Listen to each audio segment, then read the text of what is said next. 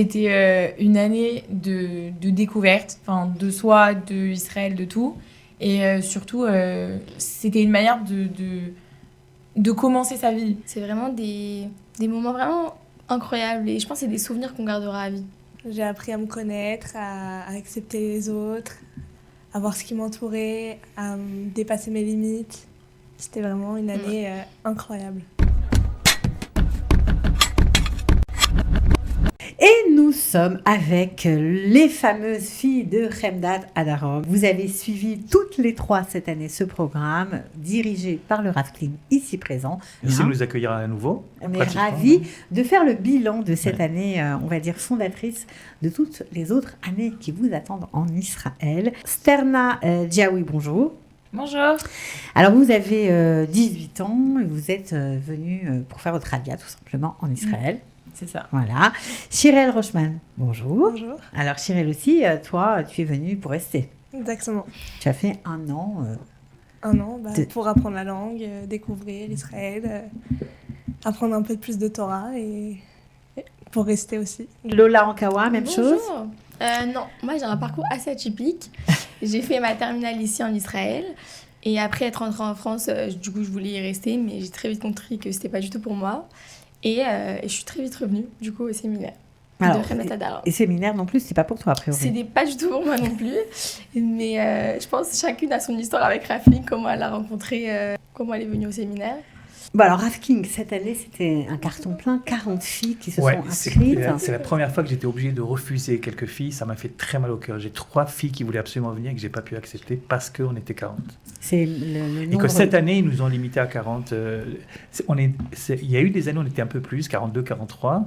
Mais bon, c'est une question technique, c'est-à-dire ça dépend combien d'appartements il y a à notre disposition. Je te rappelle que Chemdat, c'est un truc israélien, donc c'est un établissement israélien. La plupart sont externes. C'est un magnifique campus, déjà, il faut le dire, dans le sud d'Israël. Et une partie des Israéliennes, pas beaucoup, mais enfin une partie dorment sur place aussi. Donc il leur faut également des appartements. Ce qui fait que le nombre d'appartements pour les Françaises est un petit peu limité. Donc cette année, on a le droit à 5 appartes. 5 appartes, ça fait 40. Bon, alors, voilà. Un programme d'intégration, avant de parler de votre ressenti, de votre expérience, qui permet de faire quoi ? De faire des études, de rester simplement dans une voie plutôt religieuse. C'est quoi le but ? Alors, d'abord, c'est un programme d'intégration en Achon, mais c'est pas que. C'est-à-dire, il y a des filles qui viennent uniquement pour faire un break d'un an et qui repartent ensuite en France. Ça existe aussi. Chaque année, on en a.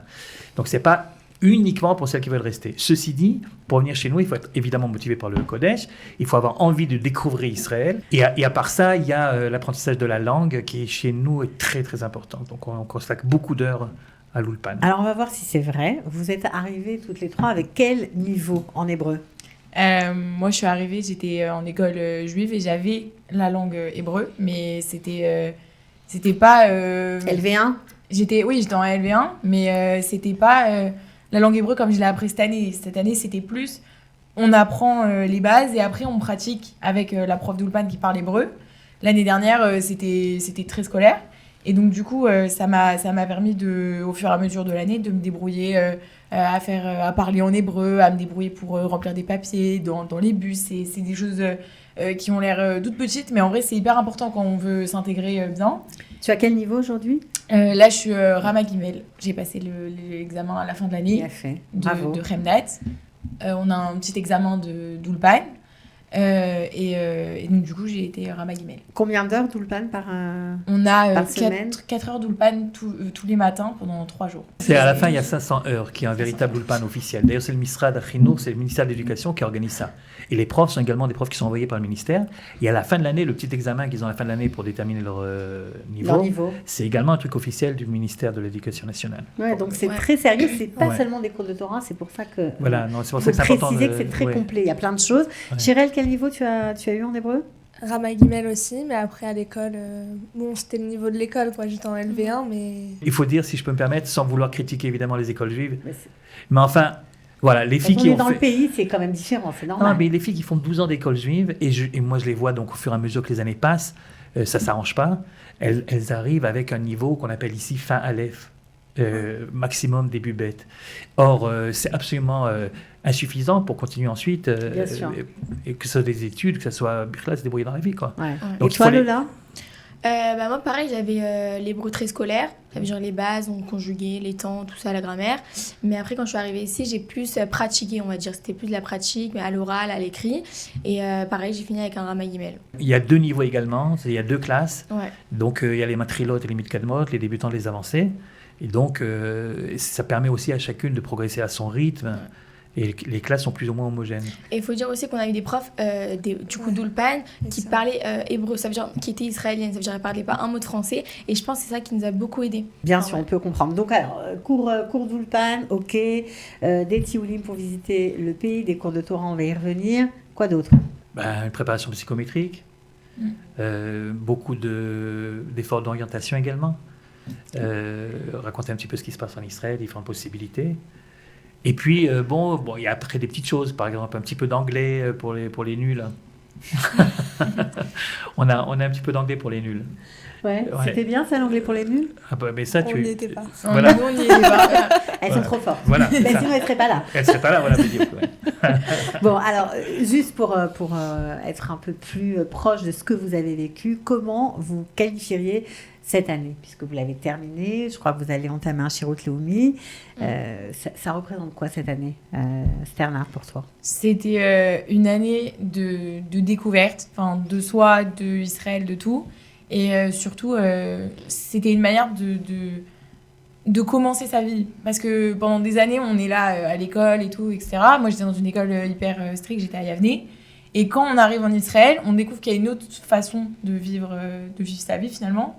Et des amis qu'on va vraiment garder à vie pour le coup. Et c'était une année magique, une année de bonheur. Une Vraiment. année de bonheur et magique, pourquoi? C'est une expérience vraiment de dingue. Ça veut dire tous les jours on en apprend un peu plus. C'est vraiment des moments vraiment incroyables. Et je pense que c'est des souvenirs qu'on gardera à vie. Ouais, vous avez fait beaucoup de choses. Ouais. Et il y avait une super ambiance, 40 filles Ouais. ensemble. Ça casse la tête, Rafking, 40 filles On ensemble. finit par s'habituer, difficilement. Bon, et toi alors, Chirel, qu'est-ce que ça t'a apporté cette année? J'ai appris à me connaître, à accepter les autres, à voir ce qui m'entourait, à dépasser mes limites. C'était vraiment une année incroyable. Tu pensais pas que ça allait être comme ça, vous Ah non non. plus? Non, non. On s'attendait à une année sympa, une année de... Voilà. Mm. Mais à ce point-là, Ouais, je pense je pense que qu'on pensait c'est pas à partir du autant. moment où on la vit qu'on peut comprendre. Quand on essaie de convaincre Ouais. les filles de leur parler de Tremdat, etc., parfois on ne trouve pas les mots parce qu'on se dit Y a pas de mots. comment on peut expliquer ce qu'on a vécu. Enfin, parfois c'est difficile, mais quand on voit... quand on nous voit, quand nos parents ils nous voient comment on a changé, etc., ils se disent elles peuvent que avoir vécu une année de fou. Donc, Ouais. Surtout, C'est vrai. même les filles d'avant qui nous parlaient de Remdat, je pense que c'est chaque année la même chose. Ça veut dire vraiment, si on vit pas dans la chose, je pense qu'on peut On peut pas très, expliquer. très peu comprendre. Genre, même nos parents, parfois, ils comprennent pas comment on a vraiment été attachés. Genre, Ouais. les filles entre elles et tout. Il faut dire que 40 filles ensemble, genre, ça peut faire peur de se dire vivre en communauté, c'est difficile et tout. Mais au Surtout final, 40 filles. voilà, c'est incroyable. Pourquoi tu as choisi ce séminaire-là, toi? J'ai pas trop choisi, ça veut dire.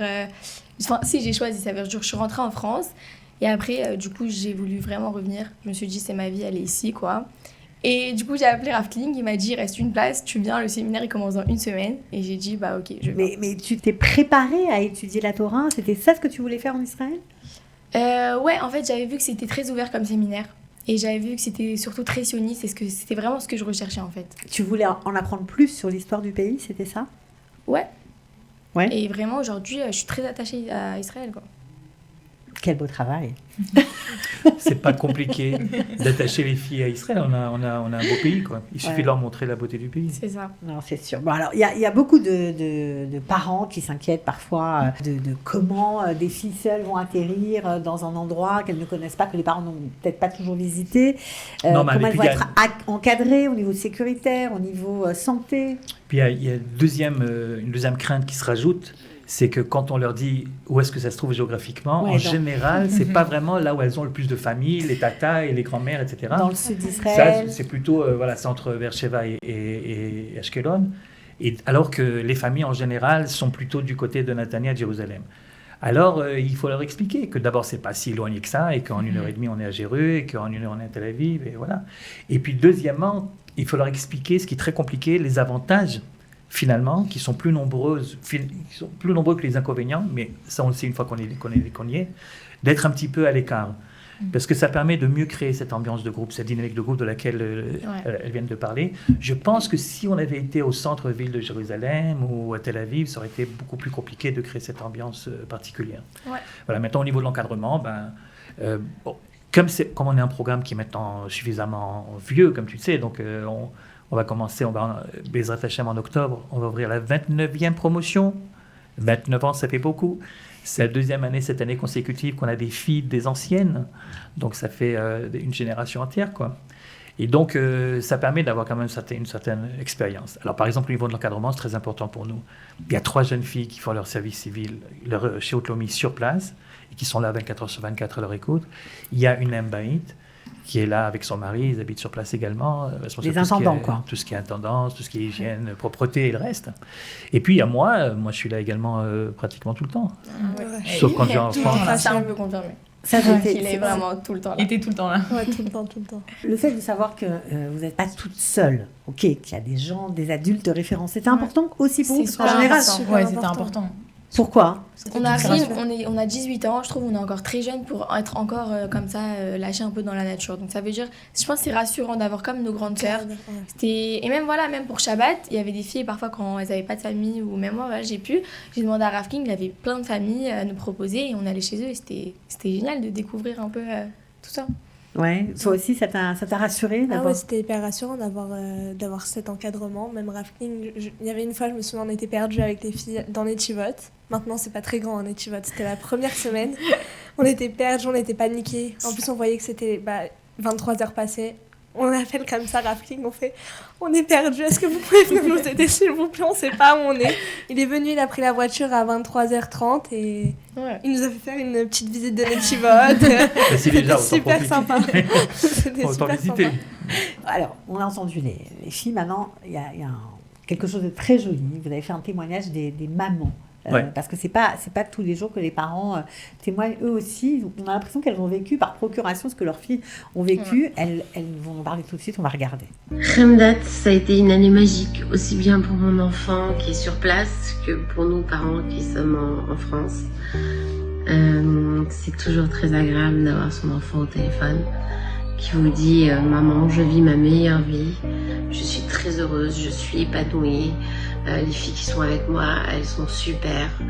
Ce n'est pas seulement la vie en communauté, la vie en groupe, c'est la synergie de groupe qui est forte et c'est surtout ça qu'elle a découvert.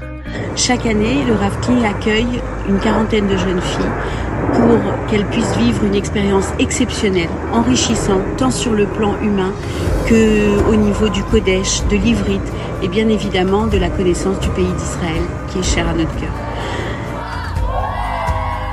Évidemment, elle a découvert Israël d'une toute autre manière, Israël de l'intérieur. On a pu vivre, nous, en tant que parents, des moments magiques à distance, notamment Yom Ha'atzmaut.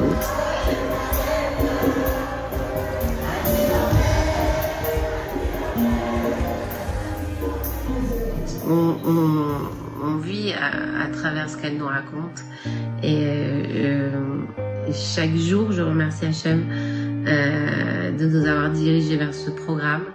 Je suis vraiment pleine de gratitude et de reconnaissance parce qu'on sait qu'on a fait un choix décisif dans sa vie et puis on est ravis. J'en profite pour remercier le Rav Kling et toute son équipe. Le Rav Kling qui est toujours là pour répondre à toutes les questions et toute l'année. Et merci WhatsApp. Et je leur souhaite vraiment beaucoup d'Hatzlacha à toutes ces filles. Je suis sûre que leurs chemins vont encore se croiser et qu'il y a Khemdat, mais il y a un après Khemdat.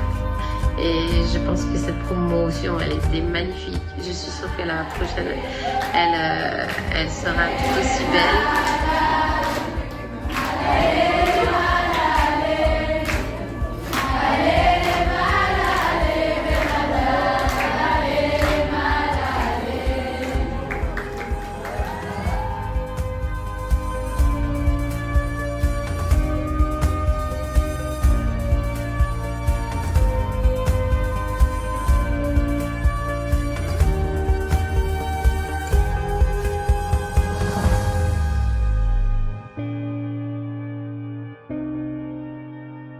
C'est touchant quand même comme témoignage, Rafli. C'est d'autant plus touchant que c'était spontané, c'est-à-dire en général, chaque fin d'année, il y a comme ça une ou deux mamans qui m'envoient un petit mot de remerciement, etc. Mais là, je ne sais pas ce qui est passé, il y a une sorte de phénomène. Ça a commencé par 2, 3, puis après 4, 5, 10, 12. Et donc, les mamans qui m'ont envoyé des messages WhatsApp, disant à quel point elles sont reconnaissantes, à quel point les filles se sont épanouies, etc. Et je me suis dit que ce serait dommage de ne pas le montrer finalement, parce que c'est des choses qu'on garde pour nous. Mais c'est vrai que lorsqu'on le montre, ça rassure. Et en fait, le but de ça, c'est pas de s'envoyer des fleurs. Le but de ça, c'est de rassurer les prochains. Bien sûr. Alors, ce qui est touchant dans tout ce que vous nous avez raconté, ce que j'entends au fur et à mesure des interviews, c'est le fait que vous insistez sur la découverte de soi. Qu'est-ce qui a fait que vous vous sentez différente aujourd'hui? Qu'est-ce qui vous a aidé? Déjà, de venir toute seule en Israël, déjà, c'est un premier pas pour se découvrir. Et aussi, tous les tchoulim, tous les cours qu'on a eus, ils nous apprennent plein de choses sur nous. Et c'est des cours de quoi? C'est des cours de coaching? Non. C'est des cours de Torah, mais la vérité, quand on étudie la Torah, on c'est apprend à se connaître aussi. Ouais. On prend il y a des cours, il n'y a pas un seul cours où on va, on est présente quand vraiment on écoute ce qu'il dit un rav. Il y a forcément une information qu'on va noter, qu'on va garder et qu'on va s'imprégner et qu'on va se dire ça me fait un peu avancer vers quelque chose. Et au fur et à mesure du temps, chaque cours, ça nous fait avancer et c'est ça qu'on retient. Mais une des particularités de Chemdat Addarom, c'est qu'il n'y a pas une seule chita. Donc ça, on en a déjà parlé à plusieurs reprises. Ce n'est pas un établissement où on va absolument faire une sorte de bourrage de crâne pour une seule sensibilité. Il y a en Israël des sensibilités différentes. Et je pense que c'est important pour ces jeunes filles à cet âge-là d'entendre plusieurs sons de cloche. Et c'est pour ça que les rabbinim sont choisis, évidemment parce qu'ils connaissent leur matière, qu'ils avaient ça renseigné, ils ont l'expérience, etc. Mais également parce que chacun représente finalement une autre parcelle de cette énorme mosaïque que constitue le judaïsme aujourd'hui et à l'époque également. Donc on a un prof de chassidut qui est chassid, on a le Rav Zeno qui est plutôt les traditions séfarades, on a des élèves de Rav Kook, on a le Rav Hiller qui est un élève de Rav Tzviuda, etc. Donc il y a toutes sortes de choses. Est-ce que vous avez été en contact avec la société israélienne vraiment? Avec les jeunes aussi de la société israélienne? Qu'est-ce que vous avez fait? Qu'est-ce qu'on vous a proposé de faire? Alors déjà, on avait de la Hitnadvut, ça veut dire... du volontariat. Volontariat, voilà. Le jeudi soir, c'était ça. Voilà, on aidait les familles, on faisait des colis pour les familles. Il y avait la Vodat Massit. Ah oui. C'est quoi la Vodat Massit?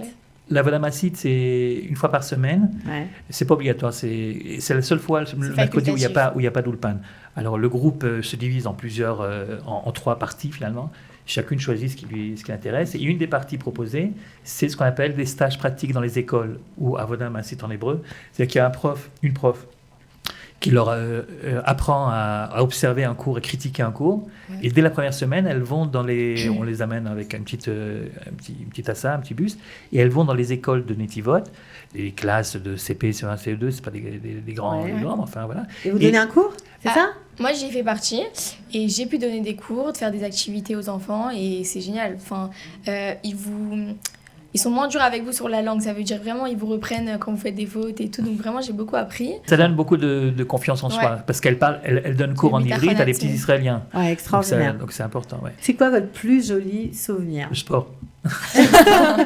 Ah oui, ça on l'a pas dit. Moi, vraiment, je tiens à le dire que tous les mardis, on va au sport. On a une salle de sport géante, que réservée pour les filles. On a une piscine aussi. C'est hyper important. C'est hyper important. C'est hyper important de garder la ligne. Non, c'est vrai. Alors, ok, on a compris, vous êtes bien amusés. Est-ce qu'il y a un souvenir, un truc qui vous reste en tête, inoubliable? C'était quand on était allé au Shabbat Raï Sarah à Hebron. Et c'était vraiment un Shabbat que depuis le début de l'année, j'attendais vraiment. Parce que j'ai toujours vu les photos, etc., de ce monde de fous qui est au même endroit, etc. Et quand j'y étais, c'était magique. Vraiment, c'était magique. Et d'aller à la Marat Marpella le jour de Parashat Raï Sarah, c'était vraiment magnifique. Il y avait une unité. Il y avait truc de fou. On voyait tout le monde, les géants tables sous les tentes, le Shabbat, le vendredi soir. On chantait tous ensemble et tout, c'était magnifique. Alors moi, c'est un souvenir un peu moins... un peu plus sportif. Voilà. C'était quand on avait fait la tyrolienne. En gros, il y avait eu... Le grand Oméga, exactement. d'Israël. En gros, il y avait les conflits et tout avec Gaza. Donc, du coup, le Rav, il nous a emmenés sur Jéru. Et pour qu'on soit en sécurité et tout. Et il nous a fait un petit kiff. Il nous a emmenés faire l'Oméga. Et je me suis surpassée parce que j'ai une peur panique du vide. Et donc, du coup, je l'ai fait avec une madricha. Et je me suis évanouie dans la tyrolienne. Mais c'était la Super souvenir. Raconte-ça comme son plus souvenir. C'était génial. C'est après parce que j'étais super fière de moi. Donc, du coup. D'avoir dépassé tes peurs. Ouais. Voilà. Donc, ça représente un peu l'année. En fait, on s'est toutes surpassées sur plein de niveaux, plein de points. Et donc, du coup, j'ai gardé ça en tête. Bah, c'est pas mal. Moi, j'aime bien, moi, comme souvenir. C'est chouette. Moi et toi, Lola? Moi, c'est très difficile de choisir. Mais si je devrais en dire un, je pense que c'est Shavuot.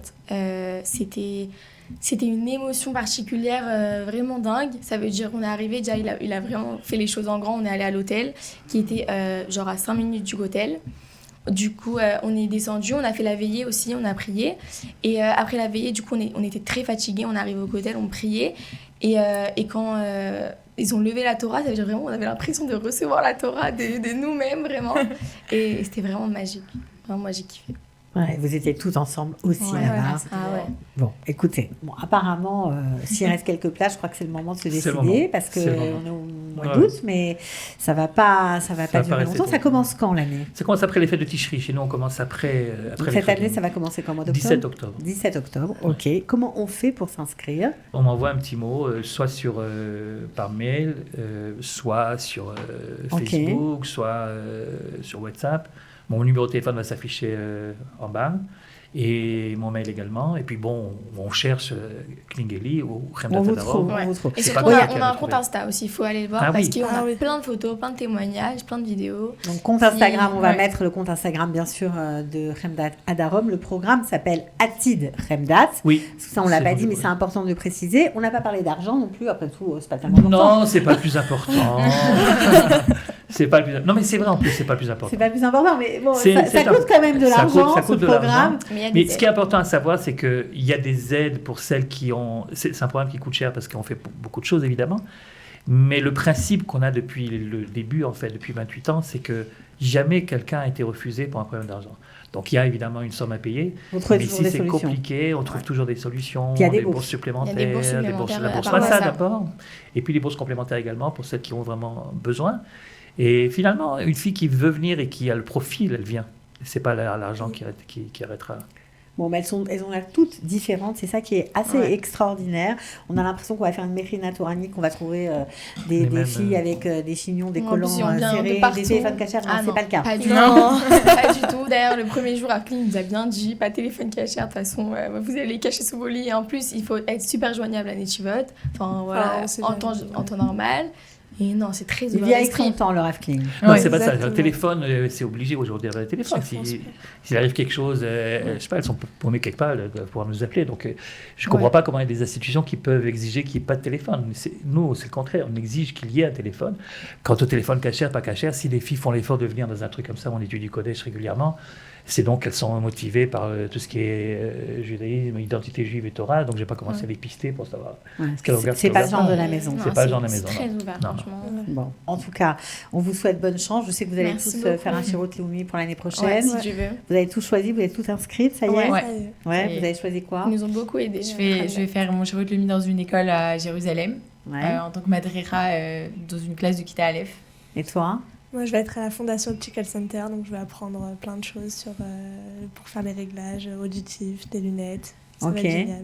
Et toi? Et moi, je vais faire mon service à Hadassah en salle d'accouchement. Sympa comme tout. Bon, alors, autant de variétés de Shirot que de filles à Chemdat. On vous souhaite en tout cas bonne chance pour votre nouvelle vie en Israël. Bravo pour le travail, Rav Kling, vraiment. Et voilà, vous savez, si vous cherchez un séminaire, vous l'avez peut-être trouvé.